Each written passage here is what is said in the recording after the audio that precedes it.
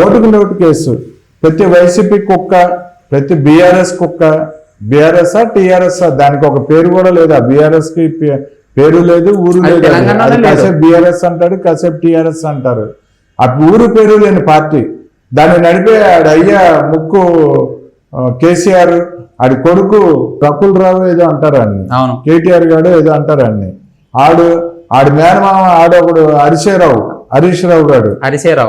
రావు వీళ్ళందరూ కలిసి ఓటుకు నోటు కేసు చంద్రబాబు తెలంగాణ వదిలిపెట్టి పారిపోయాడు అని ఎలా పడితే అలా మురిగేవాడు. జగన్మోహన్ రెడ్డి, జే గ్యాంగ్, పేటీఎం కుక్కలు, వైసీపీ కుక్కలు ఇవన్నీ మురిగాయి ఓటుకు నోటు కేసు అని. ఏది అంబటి రాంబాబు గారు, కొడాల నాని గారు, ఇలా జోగి రమేష్ గారు వీళ్ళందరూ కూడా బాగిన వాళ్ళే. ఓటుకు నోటు కేసు అని రోజా వీళ్ళందరూ బాగిన వాళ్ళే.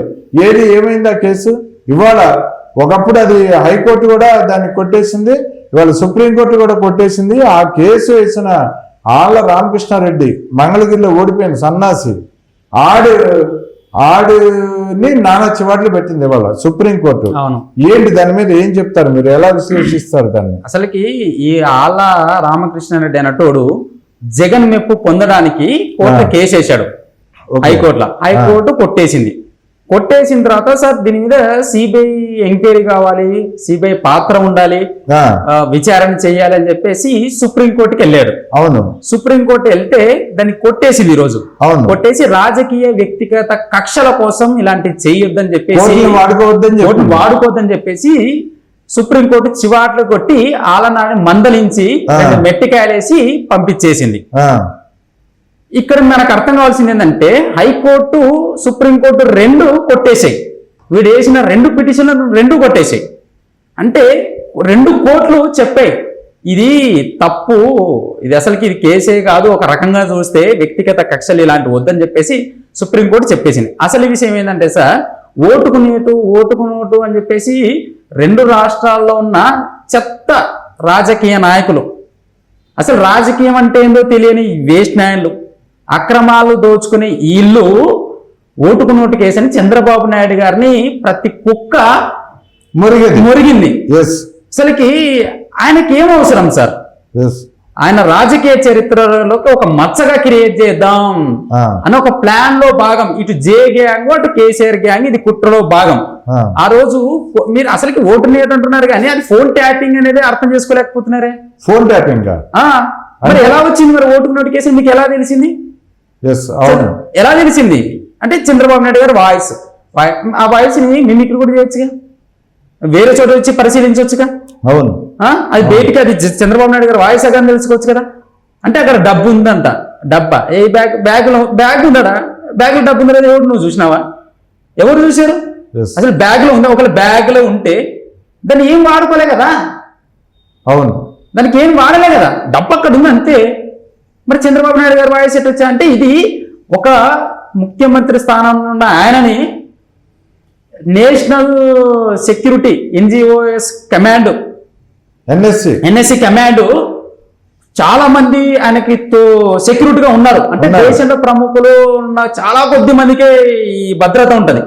అటువంటి భద్రత కలిగిన ముఖ్యమంత్రి గారు అత్యున్నత ఉన్న దేశ సంస్థ అది చంద్రబాబు నాయుడు గారికి కల్పించడం జరిగింది.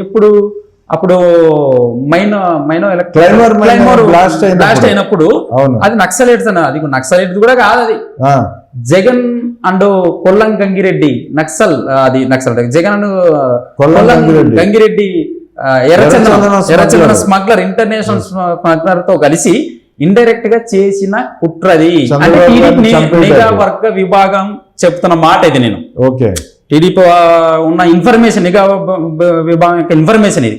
ఆ కుట్రలో భాగంగా అక్కడ మిస్ అయ్యాడు. ఏం చేద్దాం, ఎలా పట్టుపడతాం మనం అధికారాన్ని? లక్షల కోట్లతో జరుగుతున్న అక్రమాలని, ఎక్స్పోర్ట్స్ ని చంద్రబాబు నాయుడు ప్రభుత్వంలో మరి అవి జరగదుగా, ఎక్కడికక్కడ తెగొట్టేస్తారు కదా. ఆ కుట్రలో భాగంగా లేపేదని చూస్తే అప్పుడు దేశ అత్యున్నత విభాగం సెక్యూరిటీ గార్డ్ గా రావడం జరిగింది. అంతకు ముందు కానీ ఇంకా పెంచడం జరిగింది. ఆయన ఏం చేద్దాం అని చెప్పేసి ఈ కేసీఆర్, ఈ జగన్ కో బ్రాండ్ వాళ్ళు ఆయన ఏం చేస్తున్నాడు, ఏం చేయబోతున్నాడు, ఏం మాట్లాడుతున్నాడు, ఎలా ఇరికిద్దామని రకరకాలుగా థింక్ చేసి ఒకలా లేపేద్దామా, కారుని బ్లాస్ట్ చేద్దామా, ఉంటే 16 కార్లలో ఆయన ఏ కారులో ఉంటాడు, ఏం కథ, అవన్నీ ఆటలు సాగక ఆయన ఫోన్ ట్యాపింగ్ చేశారు. అసలుకి ఒక ముఖ్యమంత్రి లాంటి వ్యక్తికి, ఆ పదవికిలో ఉన్న వ్యక్తిని ఫోన్ ట్యాపింగ్ చేయడం అనేది దేశద్రోహం, రాజద్రోహం కిందకు రాజద్రోహం కింద వస్తాయి. రాజద్రోహం కింద వస్తుంది. ఎవరు పర్మిషన్ అని ఇచ్చారని రాజద్రోహాన్ని ఎలా అంటే అలా వాడుకోవడానికి. అసలు ఫోన్ ట్యాపింగ్ ఎలా చేశారు? ఫస్ట్ ఆఫ్ ఆల్ అసలు రాజద్రోహం లాంటి దానికి ఎందుకు పాల్పడ్డారు? ఎవరెవరు పాల్పడ్డారు? ఇటు కేసీఆర్, ఇటు జగన్. అంటే ఇది ఓటుకు నోటు కేసా, చంద్రబాబు గారిని చంపేయాలనే కుట్ర? చంద్రబాబు నాయుడు ఫోన్ ట్యాపింగ్ అనేది ఇంకా రాజకీయంగా, మానసికంగా క్షోభ పెడుతూనే ఇంకా చివరికి చంపేసే కుట్ర ఇది. ఓకే. అసలు ఫోన్ ట్యాపింగ్ దాని గురించి బయట తీసింటే, దాని మీద ఇంకా ఎక్కువ ఇన్ఫర్మేషన్ కోర్టు ఇంకా ఎవరైనా లాగి ఉంటే అప్పుడు వీళ్ళంతా రాజద్రోహం కింద వీళ్ళంతా జైల్లో కూర్చున్నట్టు. నడుస్తుంది ఇది, ఆ కేసు నడుస్తుంది. నేను ఈడు వేసిన చెత్తనాయాలు, పిటిషన్ వేసిన ఈ చెత్తనాయాల కుట్రని సుప్రీంకోర్టు, హైకోర్టు రెండు కొట్టేసి, ఫస్ట్ హైకోర్టు కొట్టేసిన తర్వాత సుప్రీంకోర్టు కొట్టేసి మట్టికాయలు వేసి పంపించేసింది ఈ జగన్ మెప్పు పొందడానికి. మంగళగిరిలో లోకేష్ గారిని, చంద్రబాబు నాయుడు గారిని అన్న మాట లేదు వీడు ఆయన మెప్పు పొందడానికి. ఏమైంది? 2 కోట్ల కొట్టేసి ఇంటికి పంపించింది. సరే, ఇక్కడ ఓటుకునేటని వాగారు కానీ అసలుకి అది ఓటుకునేటని అంటున్నారు కానీ అలా క్రియేట్ చేశారు. అక్కడ డబ్బు ఉందా? ఉంటే దేనికి ఉంది?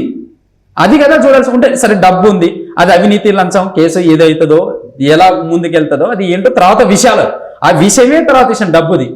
అసలు ఈ వాయిస్ ఎలా వచ్చింది అంటే ఫోన్ ట్యాపింగ్ కదా. మరి ఫోన్ ట్యాపింగ్ అంటే ఎవరు చేశాడు అంటే ముఖ్యమంత్రి ఫోన్ ట్యాపింగ్ చేసే అధికారాలు ఎవరు అంటే రాజద్రోహం. ఈ రాజద్రోహం కింద హరీష్ రావు గారు, ఈయన రకుల్ కేటీఆర్ గారు, హరీష్ రావు గారు, కేసీఆర్, ఇటు జగన్ ప్రభుత్వం ఇదంతా కుట్రలో పన్న భాగం. ఇప్పటికైనా మచ్చ చంద్రుడికైనా మచ్చ అంటారు చూసావా, కానీ ఈ చంద్రుడికి ఏం మచ్చ లేదు, ఈ రోజుతో తెలిసిపోయింది. ఓకే. సో ఇవన్నీ కుట్రలు సార్. ఓకే అండి, చూద్దామండి. దీని వివరాలు ఇంకా రావాల్సింది ఉంది, వచ్చినాక మళ్ళీ మాట్లాడుకుందాం అండి. ఖచ్చితంగా సార్. Thank you sir.